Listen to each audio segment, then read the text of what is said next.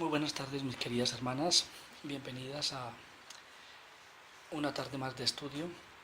Entramos hoy de lleno, de cabeza, a trabajar el primer capítulo de la Constitución del Verbo. Vamos a trabajar el concepto de revelación en la Constitución dogmática del Verbo. Hay que decir que tuvo una gestación difícil, pues muchos obispos pensaron que la Iglesia dejaba de entenderse como maestra y por lo tanto perdía poder, credibilidad, presencia en el mundo frente al modernismo, frente al liberalismo y frente al ateísmo, para convertirse en una oyente más de una palabra que la desbordaba y la fundamenta. Afortunadamente, los padres conciliaros se inclinaron más por esta segunda, por, ¿cómo se llama?, por presentar una iglesia más como dominante, más como altiva, presentar una iglesia humilde que siempre está necesitada de oír a su maestro y de oírla en conjunto, no de unos que ya conocen todo el saber y pontifican o de alguna manera interpretan o piensan por los demás. ¿Cuál es la historia de este documento? Hay que decir que la comisión preparatoria del concilio preparó y redactó un esquema titulado Las fuentes de la revelación, de futuras revelaciones. Y entonces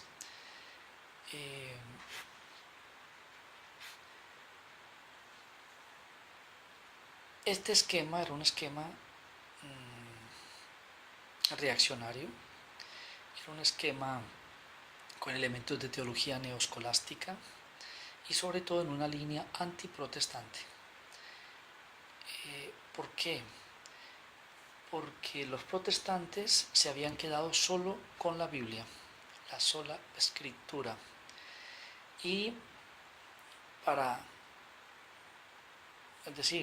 los protestantes hicieron eso para separarse definitivamente de la tradición latina y sobre todo para tomar distancias con respecto a una jerarquía que consideraban ellos en ese momento no estaba a la altura del Evangelio, de los retos que la historia le planteaba en ese momento a la Iglesia.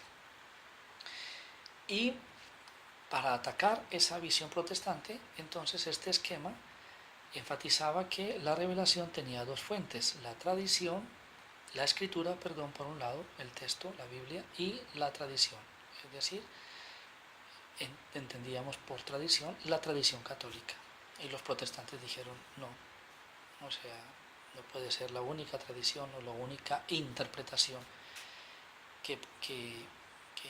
que haya no solamente del Antiguo, sino también del Nuevo Testamento. Por lo tanto, ese documento fue rechazado.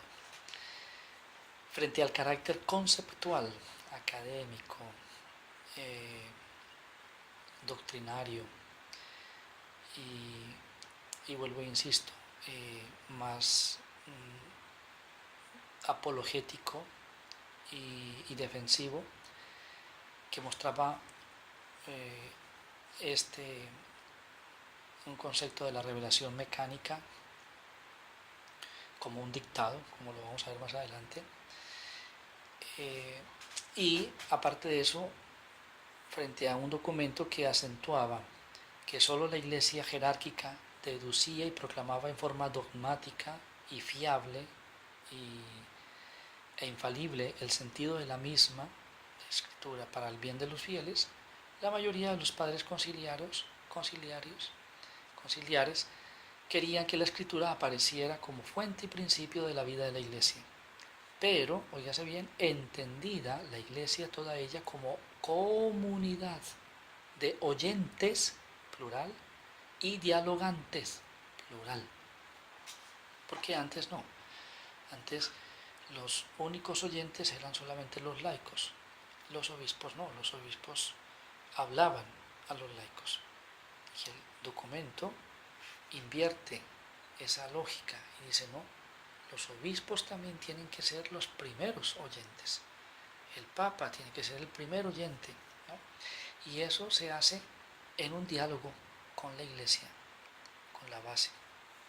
Por todo ello, este primer documento fue rechazado y se planteó un nuevo documento con 3 líneas fundamentales, una muy en la línea dominicana, por decirlo de alguna forma, porque pues es la línea del padre Congar, que fue perito del concilio y que mucho antes del concilio pues ya venía jalonando una nueva teología, así se llama uno de sus libros, Jalones para una nueva teología, y las falsas reformas de la Iglesia y bueno, otra serie de libros bien interesantes que prepararon este nuevo pensar de la Iglesia. La otra línea es la jesuítica, con Karl Rahner a la cabeza. Y la primera, la de Congar, la certeza de que la palabra revelada en la Escritura recibía su sentido de la vida de la Iglesia. Es decir, es en la Iglesia, desde la Iglesia y para la Iglesia que se hace, digamos, que nos organizamos en torno a la palabra. Y la línea jesuítica, el convencimiento de que la revelación era un encuentro entre Dios que se manifiesta y el hombre que le acoge, descubriendo, revelando de esa forma su verdad. Eso da una tercera línea como consecuencia fundamental y que da un paso, ¿cómo se llama?, a nivel de la unidad de la Iglesia fenomenal, y es establecer un diálogo entre las iglesias a partir de la misma palabra. El anterior documento cerraba cualquier posibilidad de diálogo, si no era que los protestantes se metieran o volvieran de nuevo al redil. Con este documento no, con este documento se parte del respeto por las otras iglesias, por las otras confesiones y por sus respectivas tradiciones. Es mucho más evangélico esto. Veamos entonces la estructura del primer capítulo de la Dei Verbum, naturaleza y objeto de la revelación, o sea, ¿qué es la revelación y para qué la revelación? Entonces, hay que decir primero que todo el mensaje del Concilio Vaticano II se puede resumir, o se resume en la Constitución Dei Verbum. Y si eso es así, también se puede decir entonces que toda la sustancia de la Dei Verbum, la importancia de la Dei Verbum, se encuentra en el primer capítulo, este que estamos estudiando y que yo espero todas ustedes hayan leído. Veamos el plan de ese primer capítulo. Son 7 numerales. El primero es el proemio o la introducción, ¿no? Ahí no nos detenemos mucho porque pues es digamos la presentación a partir de la cita de Juan, de la carta de Juan. Lo que hemos visto, lo que hemos oído, lo que hemos palpado es lo que nosotros os anunciamos, es decir, no predicamos algo que nos hemos inventado, sino algo que hemos experimentado, que estamos experimentando y que queremos que los que nos oyen o los que nos vean experimenten. Ok, ¿qué es lo que queremos que la gente experimente, que se supone, dice Juan, nosotros ya hemos experimentado? A Dios mismo, que en el texto se llama revelación, y lo que aparece siempre con las letras R. La revelación, entiéndase, Dios mismo, es palabra, y palabra, dice el numeral 2, dirigida a los hombres como amigos. Esa palabra dirigida a los hombres como amigos se realiza o por palabras, lenguajes, o por hechos, historia, acontecimientos. Los acontecimientos son reveladores de algo, siempre, siempre. Un accidente revela algo, la irresponsabilidad de, la embriaguez de, la locura de, ¿no? La caída del avión en Francia, ¿qué revela ese acontecimiento? Pues hombre, una irresponsabilidad de una empresa que no hace seguimiento de sus pilotos, una locura, una enfermedad de una persona que no sé, o sea, debió haberse sentido absolutamente solo y sin sentido en la vida para haber provocado no solamente su suicidio, sino un suicidio colectivo, en fin. Y palabras, lenguajes que explican esos acontecimientos. Esa revelación en cuanto a palabra, ¿para qué es? Dice el numeral 2. Para hacer común unión Dios con los hombres. O sea, Dios se dirige a los hombres para hacer comunidad con ellos. Ese numeral 2 podemos entonces resumirlo como palabra que se comunica. El numeral 2, 3, una vez establecido eso, va a decir que esa palabra que se dirige a los hombres o que se comunica con los hombres, ¿para qué lo hace? Para crear, que es lo mismo que salvar. Salvar y crear en la Biblia es lo mismo. Y miren lo interesante, la revelación, Dios mismo se testimonia como creador en la creación y en la historia. Ahora, esos dos numerales los podemos de alguna manera resumir en la frase, esa revelación lo que provoca es una historia de comunicación social. Ojo con lo que estoy diciendo. Porque esa historia de comunicación social, según la Dei Verbum,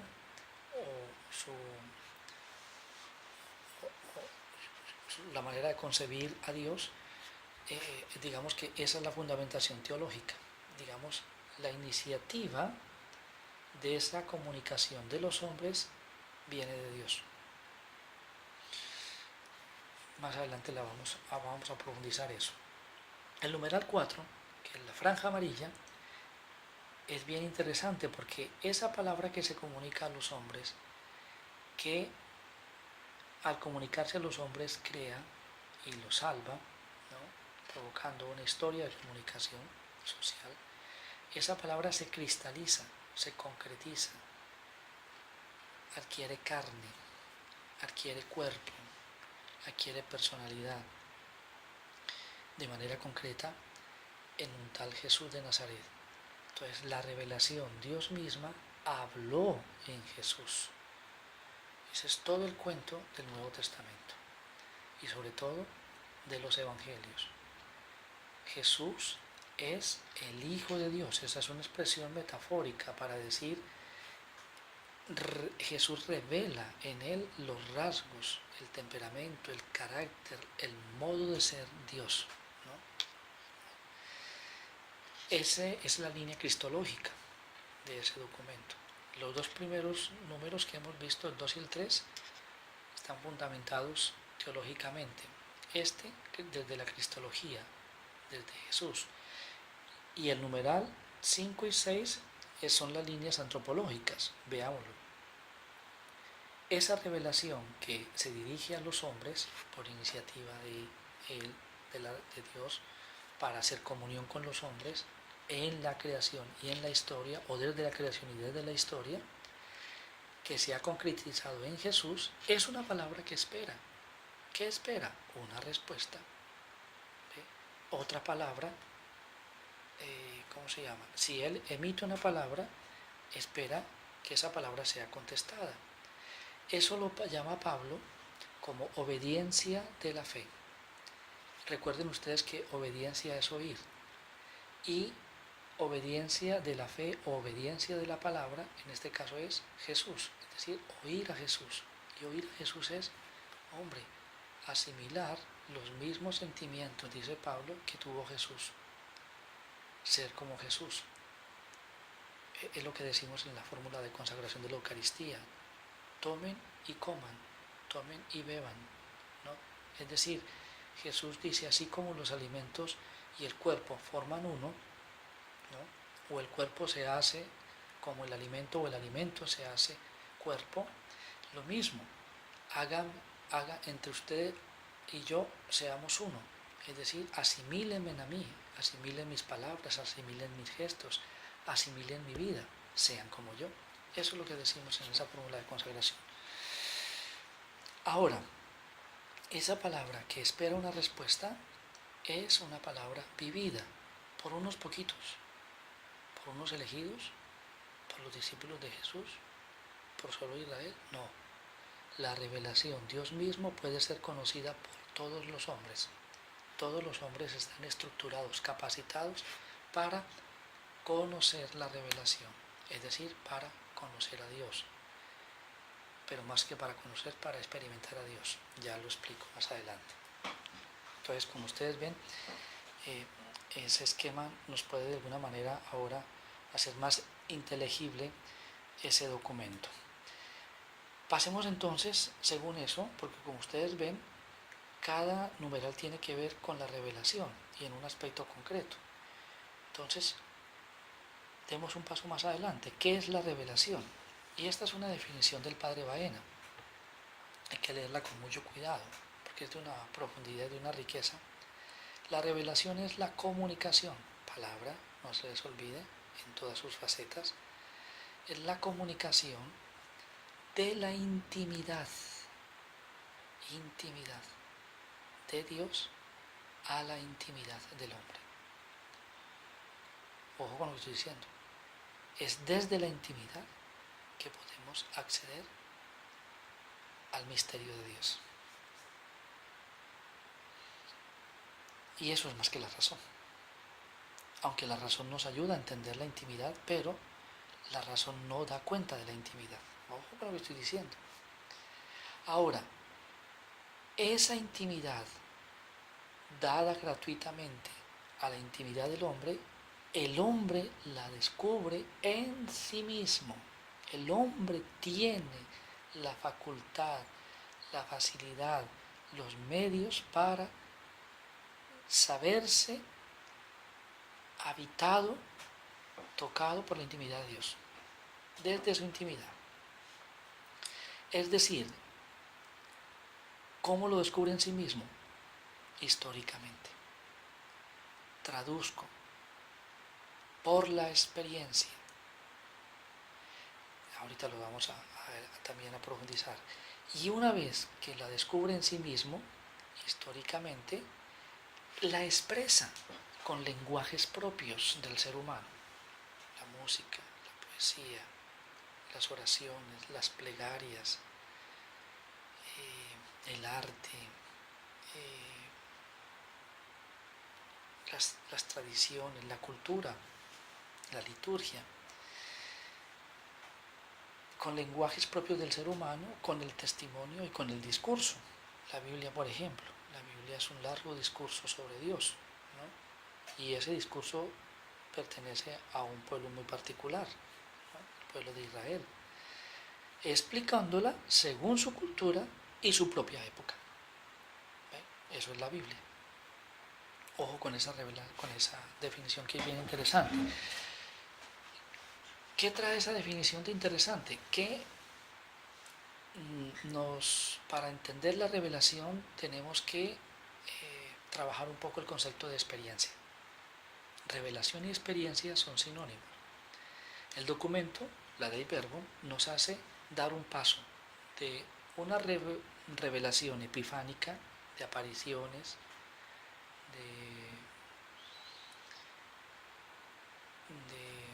como le dijera yo, de teofanías, de visiones y de dictado divino, porque mucha gente pensó durante mucho tiempo que los evangelios habían sido dictados por Dios al oído de Mateo, de Marcos, de Lucas o de Juan, ¿no? Hacia una revelación más bien comunicativa y participativa. ¿Qué quiere decir eso? Una revelación experiencia o experimentada o experimentable. Es decir, Dios es experimentable, Dios es experiencia y experiencia con mayúscula. Veámoslo. Esto que nos hace pensar que la revelación debe ser experimentada interpretada y conservada en el aprendizaje inmediato de lo conocido. Cada vez que uno conoce algo, uno experimenta, uno aprende. No solamente un dato conceptual, sino un dato existencial, un dato vital. Eso en la Biblia se va a llamar saber sapiencial. Me explico. La experiencia es lo que se va dando y realizando a través de un conjunto de hechos significativos. Es decir, nada que no me signifique a mí se me vuelve experiencia. Lo que no tiene significación no se me queda como experiencia y no se me graba. Yo no lo codifico ni lo guardo.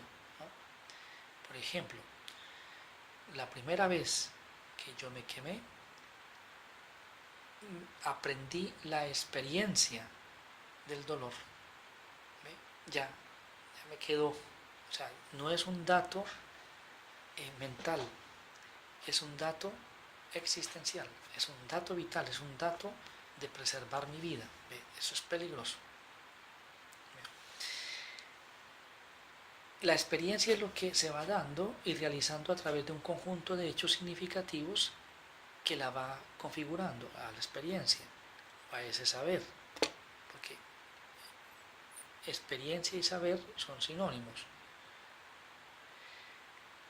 Esta recepción o este aprendizaje sapiencial se revela en la experiencia, que no es tan solo conocimiento o un saber, sino más bien el arte de vivir. ¿Ve? Cuando yo aprendo que el fuego quema, yo administro, manejo responsablemente el fuego. ¿Ve? Arte de vivir. Eso es la literatura sapiencial. ¿Ve? Eso es lo que se llama el sentido común. Es lo que se llama la sensatez. Digamos que la experiencia que se nos vuelve sensatez, sentido común, es la experiencia con mayúscula. Por lo tanto, la revelación es hacer experiencia, sensatez de la experiencia o del aprendizaje. Suena como un trabalenguas. Vuelvo y lo repito, la revelación es hacer experiencia, aprendizaje vital, de la experiencia, el aprendizaje que hago yo de las cosas o del mundo del entorno.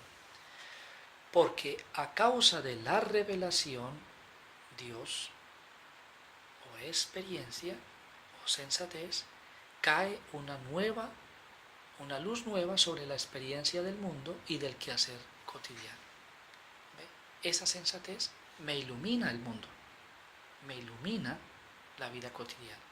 Sin sensatez, el mundo es una locura, el mundo es un caos. Sin sensatez, la cotidianidad es monótona, es repetitiva. La revelación le da, desde el punto de vista de la experiencia, le da un sentido, un plus de significado que no dispensa a la razón natural de penetrar en ella. Digamos que a mayor sensatez, mayor uso de la inteligencia. ¿Ve? Porque entonces yo digo, la razón me va ayudando a acumular, a tener más sentido común. Es lo que encontramos en el Nuevo Testamento, donde el testigo, el discípulo, atestigua la verdad, la revelación a Dios a partir de la experiencia, es decir, de la vida. Pero no puede asegurar su última certeza. Es decir, porque, digamos, cada uno tiene que hacer ese recorrido de la sensatez. El famoso dicho sapiencial aquello de los abuelos, nadie aprende en cuero ajeno. Eso es más o menos lo que estoy diciendo con ese. ¿Cuál es el proceso de la revelación? Como aparece en el documento. Entonces hay tres grandes líneas que estructuran el capítulo. La línea teológica, la línea cristológica y la línea antropológica. Veámoslo. En el número 2, la revelación es iniciativa divina. Línea teológica. Su acción es creadora, salvífica en la historia.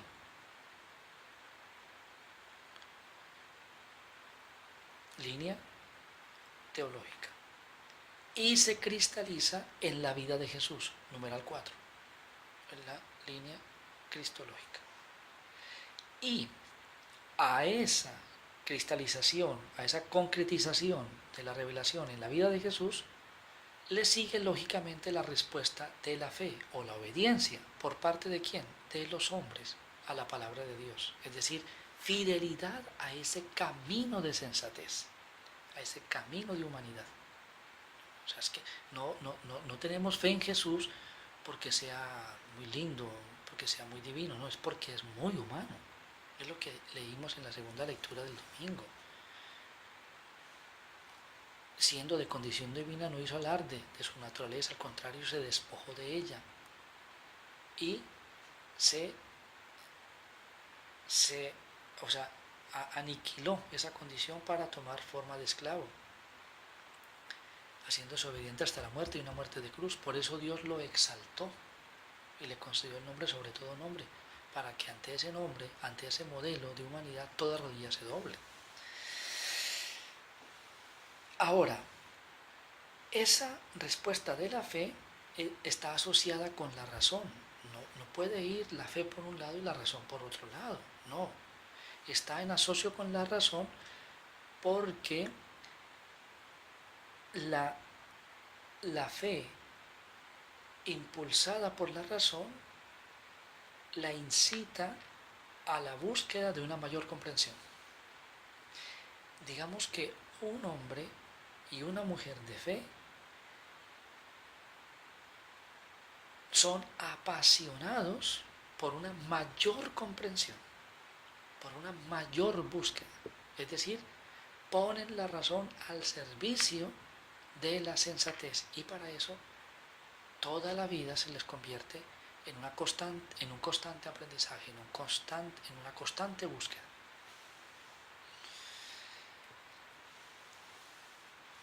¿Qué muestra entonces este nuevo concepto de revelación? Que la revelación es personal, no mecánica, no mágica, no sobrenatural, sino personal y englobante, incluyente, no excluyente como en el anterior concepto. Dei Verbum describe la palabra de Dios en su acto de hablar, así lo dice allá en el numeral 2, orientado siempre a la comunicación, a la comunión, ¿no?, con los hombres. Por tanto, esta palabra requiere una respuesta como don de sí mismo de parte del hombre. Es lo que vimos en el numeral 4. En conclusión, en esta parte, dado que la revelación o la experiencia con mayúscula es palabra y la palabra es un gesto interpersonal entre las personas, las vacas no hablan, las piedras no hablan, las mesas no hablan, no, es un gesto interpersonal, ella no puede permanecer sin correspondencia, necesita una respuesta. Y la respuesta adecuada a esa palabra es la fe. Entendiéndose por la fe, oír. Entendiéndose por oír, fidelidad a ese modo de ser que descubrimos en Jesús, que es la manifestación de la revelación. Modos de conocer a Dios, según el documento. La Dei Verbum presenta dos modos, a través de la creación, la razón, es decir, la razón, y a través de la revelación, la fe, lo que acabamos de ver. Ciertamente, hay que decir, el hombre no puede tener un conocimiento directo de Dios. ¿Por qué? Porque Dios no es un objeto, Dios no es como este mouse, ¿no?, que yo puedo tocar, examinar, palpar, oler, ¿no?, y deducir una serie de propiedades, características de esto. No, yo eso no puedo hacerlo con Dios, ¿ve? Porque Dios no es objeto de conocimiento, no puede ser percibido por mis 5 sentidos, ¿no? Esta diferencia en el conocimiento de Dios no viene del Dios relevante, revelante, sino esa diferencia viene del medio de la revelación. Es decir, la manera como accedemos al conocimiento de Dios es distinto de mi modo racional o de la manera cognoscitiva de la que yo estoy dotado. Me explico. El medio por el cual conocemos a Dios es un proceso de acogida y de respuesta en la fe. Eso es lo que dice el numeral número 5, que solo se puede entender a partir de la experiencia de la experiencia, es decir, a partir del arte de vivir, a partir de haber aprendido realmente, haber encontrado sentido a la existencia. De esta forma, Dave Verboom va a subrayar la importancia histórica y objetiva del orden de la fe respecto del orden de la razón. No es que la una sea más importante que la otra, no, las dos se necesitan. Es decir, la razón, el orden de la razón sin el orden de la fe no tiene sentido. Y la fe sin la razón, peor aún. ¿Por qué? Porque el orden de la fe posibilita lo que llamamos una espiritual inteligencia, es decir, una nueva manera de pensar. La razón es una manera de pensar y muy limitada. ¿Ve? Está limitada a lo que yo veo, y lo que no veo no está. Es decir, lo que está más allá de lo físico, ¿eso qué? ¿No existe? O sea, lo puedo pensar, pero no existe. Una nueva manera de pensar, y eso es la teología. Frente a las otras ciencias, la teología, en cuanto disciplina fundamentada en la fe y desde la fe, es una nueva manera de pensar. ¿Para qué entonces se autodona, se revela, se hace experiencia a Dios? Hay que decir que la revelación es una acción personal, íntima, entre Dios y el hombre. Y ya por ahí ya se nos dan las pistas. 2. Que la imagen de la amistad nos puede ayudar a entender esto. Pues a esta tiende la palabra de Dios, a hacer amistad con el hombre. Yo sería un poco más directo. La revelación tiende a hacer el amor con el hombre. Es decir, Dios quiere realmente entablar una relación amorosa, así en el sentido ancho de la palabra. Una amistad verdadera que exige una comunicación plena, porque el impulso del amor se realiza en una ósmosis auténtica de persona a persona. ¿Ves por qué? ¿Ven por qué insisto mucho en esa primera definición? Este encuentro entre Dios y el hombre lo denominamos salvación, es decir, plenitud de sentido. ¿Para qué se autodona Dios? Para salvar al hombre. Entiéndase, para encontrarse con el hombre y para amar al hombre. Ahora, esa salvación o ese encuentro con Dios se experimenta de forma gratuita en el don de la existencia. Ahora, ¿qué es existir? Ese ha sido el tema fundamental de la filosofía en estos últimos años, y sobre todo a partir de comienzos del siglo XX, a través de un movimiento que fue el movimiento existencialista.